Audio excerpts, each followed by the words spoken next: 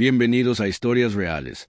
Suscríbete y activa la campanita, porque cada historia tiene algo que podría cambiar tu forma de ver el mundo. La de hoy comienza como una escena cualquiera. Una iglesia, un sermón y un hombre vestido con ropa vieja. Pero detrás de ese silencio había una historia, una verdad y un mensaje más fuerte que cualquier prédica. Prepárate, porque lo que este hombre dejó en el altar no solo sorprendió a un pastor, sino a todo un pueblo.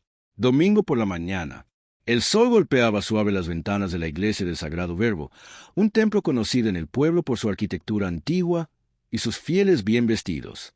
Como cada semana, los bancos se llenaban de familias con trajes de domingo, mujeres con sombreros elegantes, niños inquietos y ancianos con Biblias desgastadas.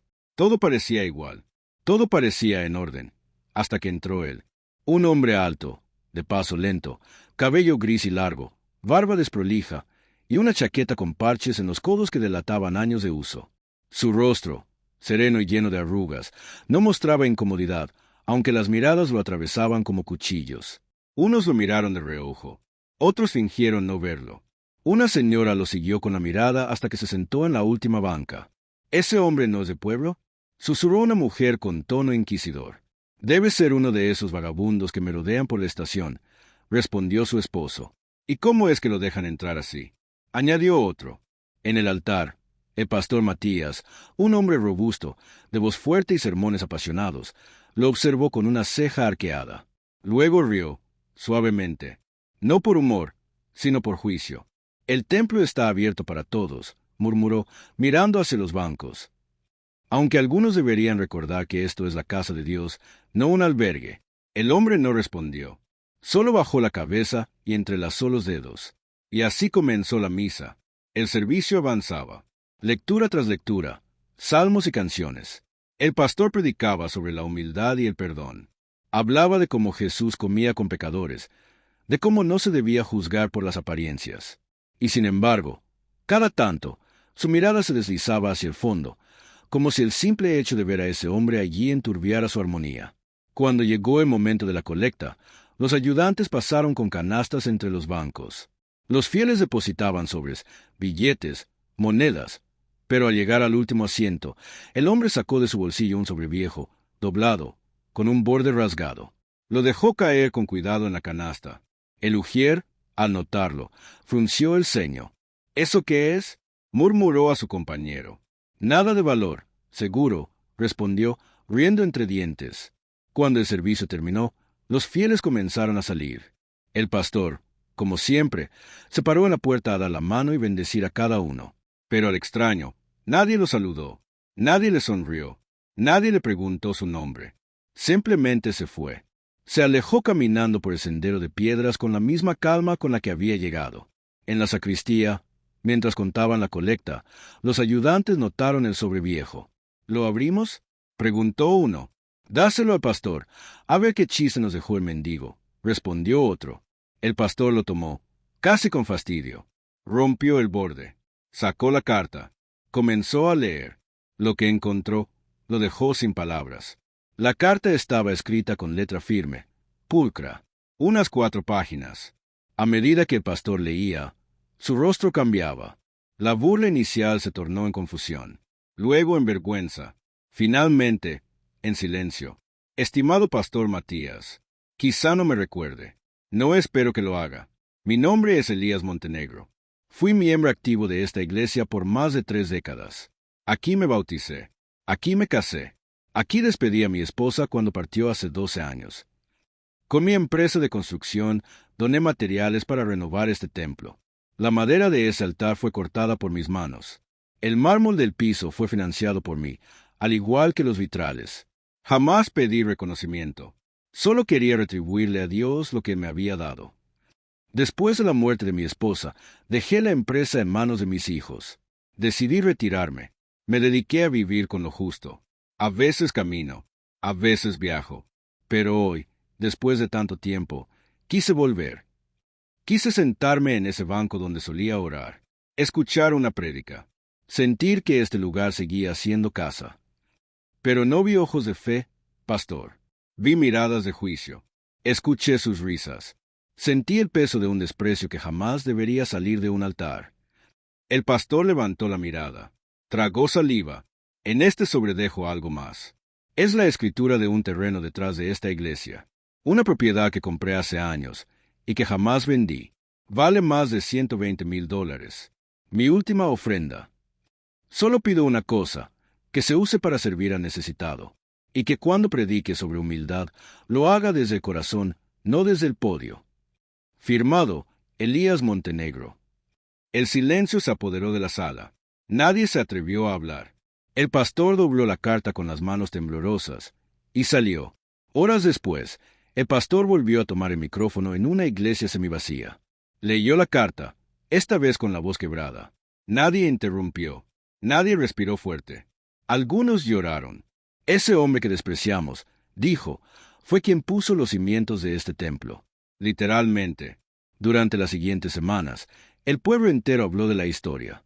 El terreno fue convertido en un comedor social, un pequeño centro comunitario a que llamaron Centro Elías, con la inscripción: el que no tiene nada, puede darlo todo. Algunos intentaron buscarlo. Otros aseguraron haberlo visto caminar entre los árboles, como si hubiera decidido desaparecer. Pero siempre quedaba la sensación de que él sabía, que desde alguna banca lejana, aún oraba por todos. El pastor Matías cambió. Su tono se volvió más humilde, su forma de hablar más pausada. Y cada vez que contaba la historia de Elías, decía, fue el sermón más poderoso que se ha pronunciado en esta iglesia, y no necesitó una sola palabra en voz alta. Días después del evento, una joven reportera llamada Valeria, que asistía por primera vez a la iglesia esa mañana, decidió investigar más sobre aquel hombre silencioso. Algo en su carta, en su presencia, le había dejado una inquietud que no podía ignorar. Comenzó a preguntar entre los vecinos más antiguos del pueblo. Visitó registros municipales. Habló con ancianos que recordaban a un joven Elías. Una mujer de más de 80 años, llamada Doña Tomasa, le ofreció una taza de té y una historia. Claro que lo recuerdo. Niña, Elías era un muchacho humilde, trabajador. Su padre era carpintero, y él lo ayudaba desde pequeño. Nunca lo verás hablando mal de nadie. Era reservado, pero cuando alguien necesitaba algo, ahí estaba él. Valeria, con su libreta llena de anotaciones, le preguntó si sabía que lo había alejado del templo. El día que su esposa murió, dijo Tomasa, bajando la voz, el pastor de ese entonces no quiso oficiar el funeral. Dijo que no era feligresa activa. A Elías se le rompió algo en el alma. Se fue. Nunca más lo vi, hasta ahora. La joven, conmovida, regresó al templo y pidió hablar con el pastor Matías. Hay una historia que contar aquí, le dijo. Y no es solo sobre lo que pasó el domingo, sino sobre lo que esta iglesia perdió por años. La historia de Elías se volvió viral después de que Valeria la publicara en un blog titulado La última misa del carpintero. El artículo fue compartido por miles. Llegaron correos de otras ciudades. Donaciones para el nuevo comedor comunitario. Gente que quería conocer la iglesia donde sucedió todo. Pero lo más importante, comenzaron a llegar personas diferentes. Gente con ropa vieja, con mochilas, con heridas a la vista y otras que no se veían. El templo, por primera vez, se llenó de aquellos que durante años fueron ignorados. Y lo más hermoso fue que los fieles cambiaron también. La señora que antes murmuraba desde su banca, ahora servía café en la entrada. El ujier que se burló de sobre Elías, hoy recogía ropa para donar. El mismo pastor Matías bajaba cada tarde al comedor, sin púlpito ni Biblia, solo con su delantal manchado de sopa. Elías no regresó, pero su presencia estaba en cada rincón. Una tarde, Valeria revisaba la carta original, guardada ahora en un marco de cristal en la oficina del templo. Al releerla, notó algo curioso, una pequeña marca en la esquina inferior. Parecía un símbolo, casi borrado. Con ayuda de un amigo restaurador, descubrió que era el logotipo de una antigua carpintería. Montenegro y Hijos. Y dentro del pliegue del sobre, una frase apenas visible escrita a lápiz. Lo que se construye con fe, permanece más allá de los ladrillos. Era como si Elías hubiera dejado, más allá del mensaje principal, un legado silencioso de sabiduría. Una forma de decir, el templo no está hecho de piedra, sino de corazones. Un año después, el centro comunitario Centro Elías organizó su primer aniversario. Hubo música, comida gratuita, testimonios. El pastor Matías, ahora con canas visibles y un tono mucho más sereno, dio un pequeño discurso. Si no fuera por aquel hombre, muchos de nosotros seguiríamos ciegos. Hoy, esta iglesia está viva, porque alguien nos recordó lo que significa realmente ser cristianos. Cuando terminó el evento, una niña pequeña corrió hacia el altar. Llevaba un dibujo en las manos. Lo puso justo al pie del púlpito. Era la imagen de un hombre mayor, con barba, rodeado de árboles y una iglesia al fondo. Y en el cielo, una frase escrita con letras grandes. Gracias por volver, aunque no te vieran. La madre de la niña le explicó al pastor que ella nunca conoció a Elías, pero que cada noche rezaba por él. Esa noche, en una banca del parque frente a la iglesia, un hombre canoso observaba desde lejos. Llevaba un sombrero gastado. Cuando una paloma se posó en su hombro, simplemente sonrió.